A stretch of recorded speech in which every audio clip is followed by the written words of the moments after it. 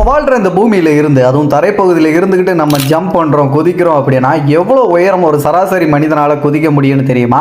கிட்டத்தட்ட 1.5 அடி உயரம் வரைக்கும் ஒரு மனிதனால் குதிக்க முடியும் பூமியில் இருந்தபடியே. பட் ஒரு மனிதர் பூமியில் இருந்தபடியே 5 அடி உயரம் வரைக்கும் ஜம்ப் பண்ணியிருக்காரு. இதுதான் உலகத்திலே அதிகமாக ஒரு மனிதன் ஜம்ப் பண்ணப்பட்ட ஒரு உயரம் அப்படின்னு சொல்லிட்டு வேர்ல்டு ரெக்கார்டும் அந்த மனிதனுக்கு சொந்தமாக இருக்கு. ஆனால் பூமியோடைய கிராவிட்டியை பொறுத்து தான் நம்மளால எவ்வளோ உயரம் ஜம்ப் பண்ண முடியும் அப்படிங்கிறத தீர்மானிக்க முடியும். அதுவே பூமியை தாண்டி இருக்கக்கூடிய மற்ற கிரகங்களை எவ்வளோ உயரம் நம்மளால் ஜம்ப் பண்ண முடியும் அப்படின்னு சொல்லிட்டு நம்மள பல பேருக்கு கண்டிப்பாக தெரிஞ்சிருக்க வாய்ப்பே இல்லை. இந்த யோசனையும் உங்கள் மனசில் வந்திருக்கிறதுக்கு சான்ஸ் கம்மி தான். அப்படிப்பட்ட ஒரு விஷயத்தை பற்றி தான் இந்த வீடியோ நம்ம தெரிஞ்சுக்க போகிறோம். வீடியோக்குள்ள போகிறதுக்கு முன்னாடி நம்ம சேகர் விஷன் சேனலுக்கு இதை முதல்ல வந்தீங்கன்னா சேனலை சப்ஸ்கிரைப் பண்ணி பெல் நோட்டிஃபிகேஷன் கட்டது பண்ணி இந்த வீடியோ கொஞ்சம் கூட ஸ்கிப் பண்ணாமல் ஃபுல்லாக பாருங்கள். வீடியோ பார்த்து முடிச்சதுக்கப்புறம் வீடியோ பிடிச்சி யூஸ் பண்ணலாம். வீடியோ லைக் கொடுக்க மாட்டாங்க. வெல்கம் பேக் ஆனது நியூ வீடியோ. நான் உங்கள் சேகர்.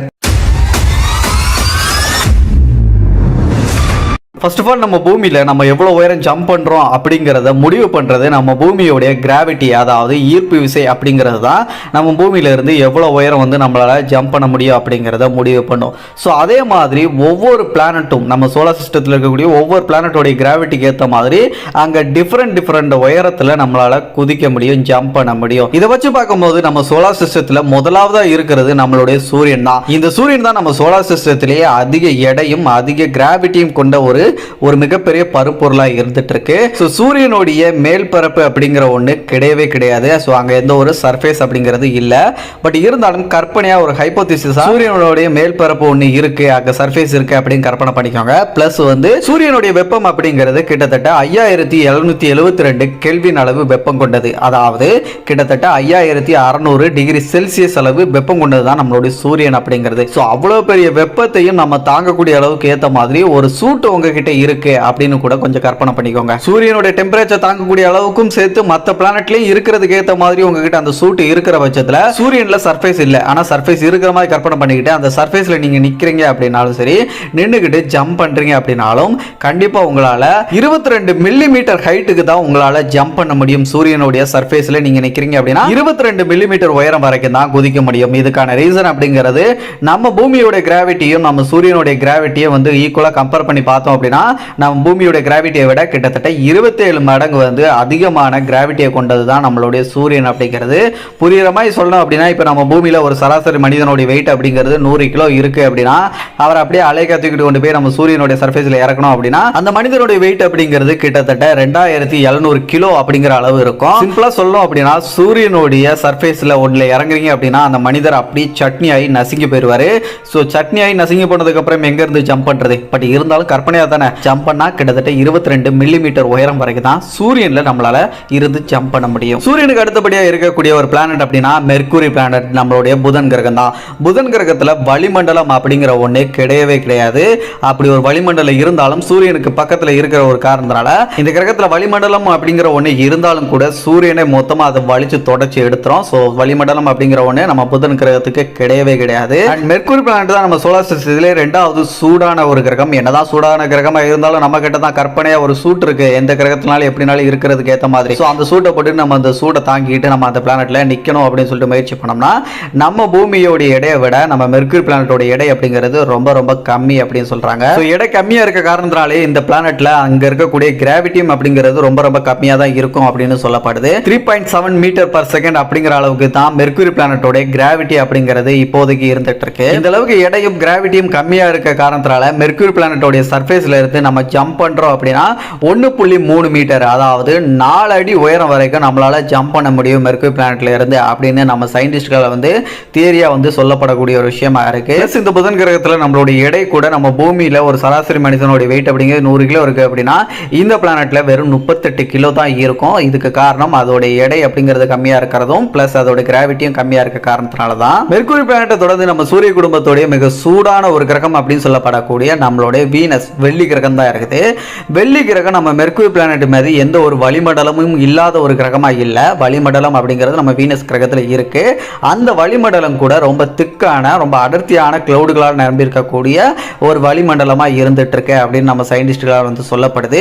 அண்ட் அதிகப்படியான ப்ரெஷரும் அந்த வளிமண்டலத்தில் இருக்கு அப்படிங்கிற காரணத்தினாலேயே அந்த கிரகத்தில் நம்மளால இருக்கிறது ரொம்பவே கஷ்டம் அப்படின்னு சயின்டிஸ்டுகள் சொல்றாங்க. பட் இருந்தாலும் இந்த வீனஸ் பிளானட் அப்படிங்கிறது நம்ம பூமியோடைய எடைக்கு ஆல்மோஸ்ட் ஆல்மோஸ்ட் ஈக்குவலா இருக்கும். கிராவிட்டி கூட ஈக்குவலா தான் இருக்கும் நம்மளுடைய பூமிக்கு. புரியுற மாதிரி இன்னும் கொஞ்சம் தெளிவா சொல்லணும் அப்படின்னா, நம்ம பூமியோட கிராவிட்டியோட அளவு அப்படிங்கிறது கிட்டத்தட்ட 9.78 மீட்டர் பர் செகண்ட் அப்படிங்கிற அளவுல இருக்கு. அதுவே நம்ம வீனஸ் பிளானட்டோட கிராவிட்டியோட அளவு அப்படிங்கிறது 8.78 மீட்டர் பர் செகண்ட் அப்படிங்கிற அளவுல இருக்கு. ஸோ ஆல்மோஸ்ட் பூமிக்கு ஈக்குவலான கிராவிட்டியும் எடையும் கொண்டு இருக்க காரணத்தினால நம்ம பூமியில ஒரு மனிதரோட வெயிட் அப்படிங்கிற 100 கிலோ இருக்குன்னா அவர் அப்படியே கொண்டாந்து இந்த வெள்ளி கிரகத்துல வீனஸ் பிளானட்ல இறக்குறோம் அப்படின்னா இவரோட வெயிட் அப்படிங்கிறது கிட்டத்தட்ட 85 இருந்து 90 கிலோ வரைக்கும் இருக்கும் சொல்றாங்க. இதுக்கு காரணம் அந்த ஆல்மோஸ்ட் 90% பூமியோட எடைக்கு ஈக்குவலான வீனஸ் பிளானட்டோட எடை இருக்கிறதுனாலையும் கிராவிட்டியும் ஆல்மோஸ்ட் ஈக்குவலா இருக்கிற காரணத்தினால தான். ஸோ இந்த வீனஸ் பிளானட்ல நிக்கிறோம், ஓகே, நிக்கிறதுக்கு அப்புறம் ஜம்ப் பண்றோம் அப்படின்னா எவ்வளவு உயரம் ஜம்ப் பண்ண முடியும் அப்படின்னு நம்ம சயின்டிஸ்ட்கள் வந்து தியரியா சொல்றாங்க. அப்படின்னா நம்ம பூமிக்கு ஈக்குவலா எல்லாமே விஷயங்கள் இருக்கிறதுனால நம்ம பூமியில இருந்து எவ்வளவு உயரம் சராசரியா வந்து நம்மளால ஜம்ப் பண்ண முடியுமோ அதுக்கு ஈக்குவலா ஆல்மோஸ்ட் வந்து இந்த பிளானட்ல இருந்து நம்மளால ஜம்ப் பண்ண முடியும். அந்த அளவுக்கு ஈக்குவலா எல்லா விஷயங்கள் இருக்கிறதுனால தான் 6 அடி உயரம் வரைக்கும் நம்மளால இந்த வீனஸ் பிளானட்ல இருந்து ஜம்ப் பண்ணலாம் அப்படின்னு சொல்லிட்டு சயின்டிஸ்ட்கள் சொல்றாங்க. ஸோ எந்த அளவுக்கு நம்ம உயரமா ஜம்ப் பண்றோமோ அந்த அளவுக்கு இந்த கிரகத்துல வேகமா வந்து கீழ் நோக்கி வருவோம் அப்படின்னு சொல்றாங்க. இப்போ மெர்க்குரி பிளானட்டை பொறுத்த வரைக்கும் நம்ம வந்து 1.3 மீட்டர் வரைக்கும் நம்மளால ஜம்ப் பண்ண முடியும். ஆனா 1.3 மீட்டர் உயரத்துக்கு ஜம்ப் பண்ணிட்டு நம்ம வந்து உடனே எல்லாம் கீழே வர மாட்டோம். மெர்க்குரி பிளானட்ல ஜம்ப் பண்ணும்போது ஒரு 3 or 4 செகண்ட் வரைக்கும் நம்ம வந்து அப்படியே காத்துல மிதந்து அப்படியே மெதுவாக தான் வந்து நம்ம தரையை நோக்கி லேண்ட் ஆகும். ஆனா இந்த வீனஸ் பிளானட்ல அப்படிலாம் வந்து கிடையாது. நம்ம 6 அடி உயரத்துக்கு நம்ம வீனஸ் பிளானட்ல இருந்து வெளி கிரகத்துல இருந்து ஜம்ப் பண்றோம் அப்படின்னா ஜம்ப் பண்ண வேகத்தை விட பல மடங்கு வேகத்தோட நம்ம கீழ் நோக்கி வருவோம். இதுக்கு காரணம் இந்த வீனஸ் பிளானட்டோடைய அட்மாஸ்பியரோடைய பிரஷர் தான் அதுக்கு முக்கியமான காரணமா இருக்குது. ஸோ ரொம்ப தின்னான ரொம்ப அடர்த்தியான கிளவுடுகளோடு இருக்கக்கூடிய அட்மாஸ்பியரை கொண்டிருக்கிறதுனால இந்த வீனஸ் பிளானட்ல நம்ம எவ்வளவு உயரம் ஜம்ப் பண்றோமோ அதை விட பல மடங்கு வேகத்துல நம்ம கீழ் நோக்கி வருவோம். அந்த அளவுக்கு வீனஸ் பிளானட்டோடைய அட்மாஸ்பியர் பிரஷர் அப்படிங்கிறது அந்த அளவுக்கு அழுத்தமா இருக்கு அப்படிங்கிறது தான் காரணம். வெள்ளி கிரகத்தை தொடர்ந்து நம்ம வாழக்கூடிய அழகான நம்மளுடைய உலகம் நம்மளுடைய எர்த் அப்படிங்கிறது இருக்கு. எர்த்ல இருந்து நம்மளால எவ்வளவு உயரம் ஜம்ப் பண்ண முடியும் அப்படிங்கறத இந்த வீடியோ பார்க்குற நீங்க உட்பட எல்லாருமே கண்டிப்பா வந்து வீடியோ பார்த்து முடிச்சதுக்கு அப்புறம் கூட நீங்க செக் பண்ணிக்கலாம். ஸோ யாருனாலும் பூமியில இருந்து நம்மளால எவ்வளவு உயரம் ஜம்ப் பண்ண முடியும் அப்படிங்கறத நம்மளாலே செக் பண்ணிக்க முடியும். ஆனா பூமிக்கு பக்கத்துல நிலவு அப்படிங்கிற அந்த அழகான ஒன்று இருக்குதுல, அங்க இருந்து நம்மளால எவ்வளவு உயரம் ஜம்ப் பண்ண முடியும் அப்படிங்கறத உடனே செக் பண்ண முடியாதுல. அப்படி இருக்கும்போது நிலவோடைய கிராவிட்டி அப்படிங்கிறது நம்ம பூமியோட கிராவிட்டியோட கம்பேர் பண்ணும்போது 6% கம்மியான கிராவிட்டியை கொண்டு இருக்கு அப்படின்னு நம்ம சயின்டிஸ்டுகள் சொல்றாங்க.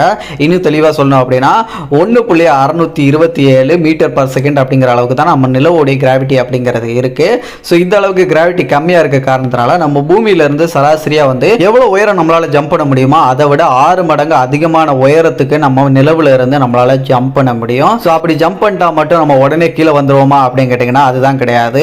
அந்த நிலவுல அட்மாஸ்பியர் அப்படிங்கிற ஒண்ணு கிடையாது. நம்ம பூமியோட எடையை விட ரொம்ப கம்மியா இருக்க ஒரு காரணத்தினாலையும் கிராவிட்டி கம்மியா இருக்கிறதுனால நம்ம மெர்க்குரி பிளானட்ல ஜம்ப் பண்ணா எப்படி ஒரு 3 to 4 செகண்ட் வரைக்கும் ஜம்ப் பண்ணிட்டு அப்படியே காத்துல மிதந்துட்டு அதுக்கப்புறம் ஸ்லோவா லேண்ட் ஆகுமோ அதே மாதிரி இந்த நிலவுலையும் கிராவிட்டி அப்படிங்கிறது கம்மியா இருக்க காரணத்தினால நிலவுல ஜம்ப் பண்ண அடுத்த செகண்டே உடனே வந்து நம்ம சர்ஃபேஸ் நோக்கி கீழே நோக்கி வர மாட்டோம்.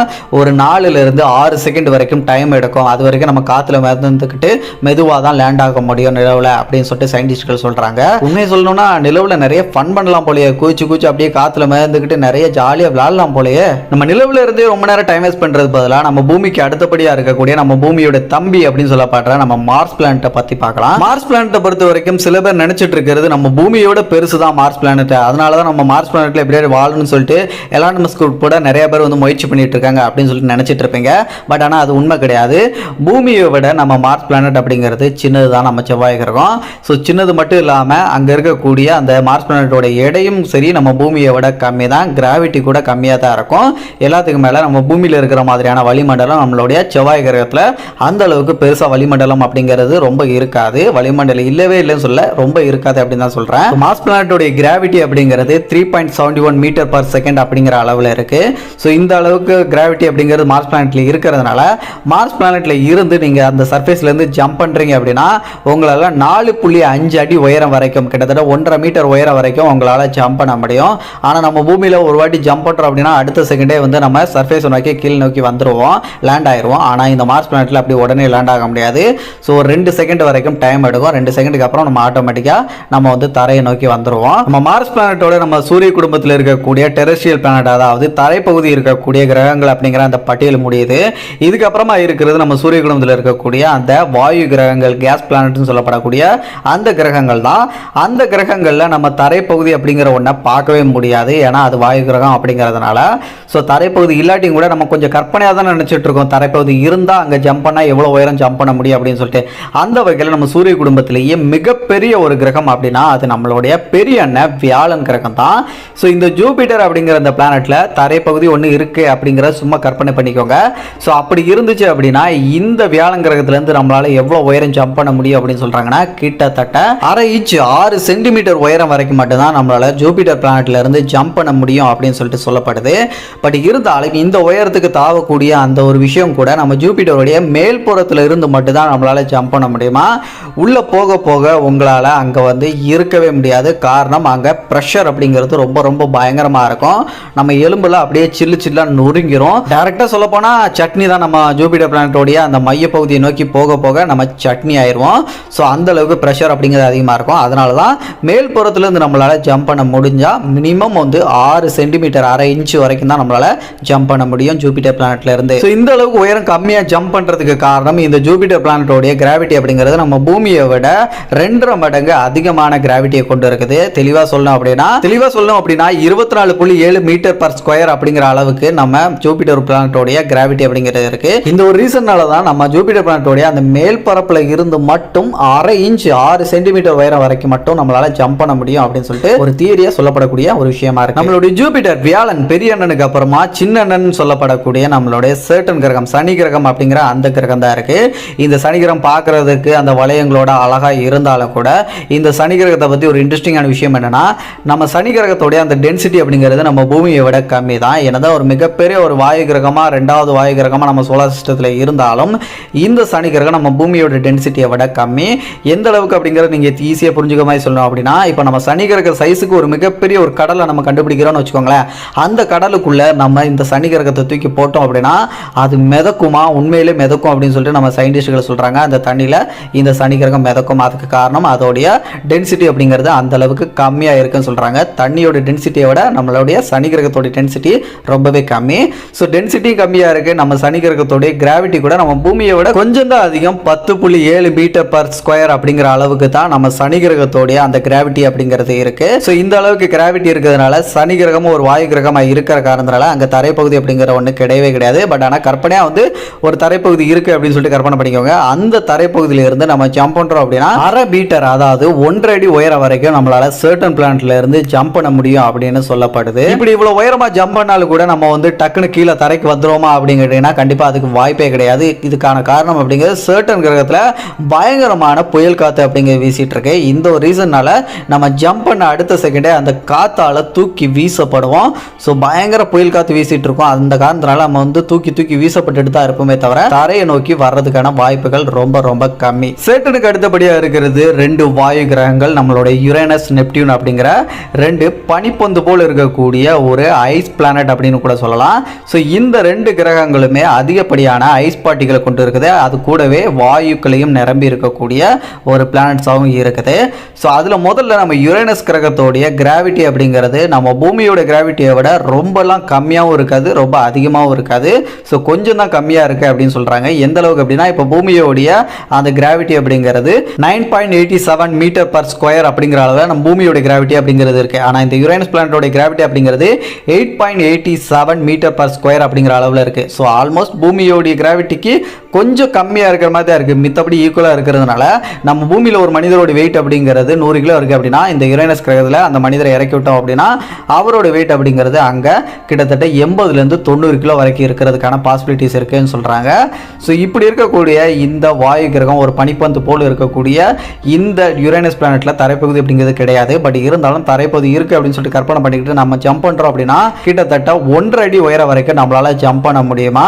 அப்படி 1.5 அடி உயரத்துக்கு ஜம்ப் பண்ணாலும் நம்ம ஃப்ரீஸ் ஆகி உறைஞ்சு போயிடுவோமா? காரணம் முதல்ல சொன்ன மாதிரி இது பனிப்பந்து போல இருக்கக்கூடிய ஒரு வாயு கிரகம். வாயுக்களும் நிறைஞ்சிருக்கு, பிளஸ் வந்து நிறைய ஐஸ் பார்ட்டிகள் நிறைஞ்சிருக்கிறதுனால ரொம்ப குளிரா இருக்கக்கூடிய ஒரு பிளானட்டா இருக்கு. இதனால தான் ஜம்ப் பண்ண உடனே நம்ம கீழே வர்றதுக்கு முன்னாடி உறைஞ்சு போயிடுவோம், ஃப்ரீஸ் ஆகிருவோம். இதுக்கப்புறமா நம்மளுடைய நெப்டியூன் பிளானட் அப்படிங்கிற அப்படிங்கிறது இருக்குது.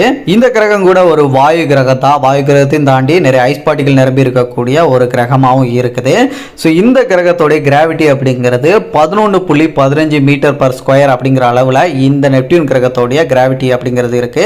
ஸோ இது இப்படி இருக்கிற பட்சத்தினால நம்ம பூமியில் ஒரு சராசரி மனிதரோட வெயிட் அப்படிங்கிறது 100 கிலோ இருக்கு அப்படின்னா இந்த நெப்டியூன் பிளானட்ல நம்ம வந்து அவரை இறக்கி விடுறோம் அப்படின்னா அவரோட வெயிட் அப்படிங்கிறது 110 இருந்து 120 கிலோ வரைக்கும் இருக்கிறதுக்கான பாசிபிலிட்டிஸ் இருக்கு அப்படின்னு சொல்லிட்டு நம்ம சயின்டிஸ்ட்கள் வந்து சொல்றாங்க. ஸோ ஒருவேளை நெப்டியூன் கிரகத்திலிருந்து நம்ம ஜம்ப் பண்றோம் அப்படின்னா நம்மளால அரை மீட்டருக்கும் குறைவான உயரத்துக்கு தான் நம்மளால ஜம்ப் பண்ண முடியும்னு சொல்றாங்க. நெப்டியூன்ல கிட்டத்தட்ட பாத்தீங்கன்னா 1.3 அடி உயரம் வரைக்கும் நம்ம நெப்டியூன் பிளானட்ல இருந்து நம்மளால ஜம்ப் பண்ண முடியும். ஸோ நம்ம நெப்டியூன் பிளானட் வரைக்கும் வந்துட்டோம். நம்ம சூரிய குடும்பத்தில் இருக்கக்கூடிய தற்போது இருக்கக்கூடிய 8 கிரகங்களை பத்தியும் பார்த்துட்டோம். அந்த கிரகத்தில் எவ்வளவு உயரம் ஜம்ப் பண்ண முடியும் அப்படின்னு சொல்லிட்டு.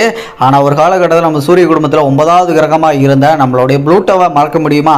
அப்படிப்பட்ட ப்ளூட்டோவுடைய அந்த எடை அப்படிங்கிறது நம்ம பூமியை விட ரொம்ப ரொம்ப கம்மி. பிளஸ் வந்து அங்க கிராவிட்டி அப்படிங்கிறது ரொம்ப ரொம்ப கம்மி. நிலவை விட கிராவிட்டி அப்படிங்கிறது நம்ம ப்ளூட்டோவில் ரொம்ப கம்மியா இருக்கு சொல்றாங்க. எந்த அளவுக்கு அப்படின்னா 0.66 மீட்டர் பர் ஸ்கொயர் அப்படிங்கிற அளவுக்கு தான் நம்மளோட ப்ளூட்டோ பிளானட்டோடைய அந்த கிராவிட்டி அப்படிங்கிறது இருக்கு.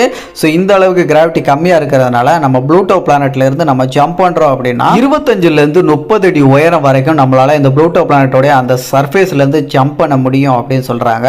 ஸோ கொஞ்சம் கற்பனை பண்ணி பாருங்களேன். எந்த ஒரு பெரிய எஃபெக்ட்டுமே பண்ணாம 25 இருந்து 30 அடி உயரத்துக்கு நம்மளால ஜம்ப் பண்ண முடியும்னா எப்படிப்பட்ட ஒரு பிளானட்டா இந்த ப்ளூட்டோ அப்படிங்கிற இப்போதைக்கு டிராப் பிளானட் சொல்லப்படக்கூடிய ஒரு குறுங்கோளா இருக்கக்கூடிய இந்த ப்ளூட்டோ இருக்கு அப்படின்னு சொல்லி நீங்களே கற்பனை பண்ணி பாருங்க.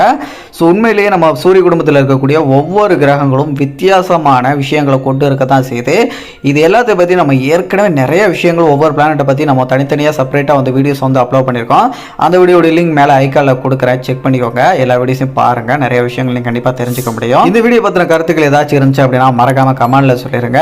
அதே மாதிரி இந்த வீடியோ பிடிச்சிருந்துச்சு, யூஸ்ஃபுல்லாக இருந்துச்சு அப்படின்னா அந்த லைக் பட்டனை தட்டி விட்டுருங்க நண்பா. மற்ற வீடியோஸ் பார்க்கணும்னா முதல்ல சொன்ன மாதிரி மேலே ஐக்கானில் லிங்க் கொடுத்துருங்க, செக் பண்ணிக்கோங்க. அடுத்த ஒரு நல்ல தகவலுடன் நான் உங்களை சந்திக்கும் வரை நான் உங்கள் சேகர். Bye bye.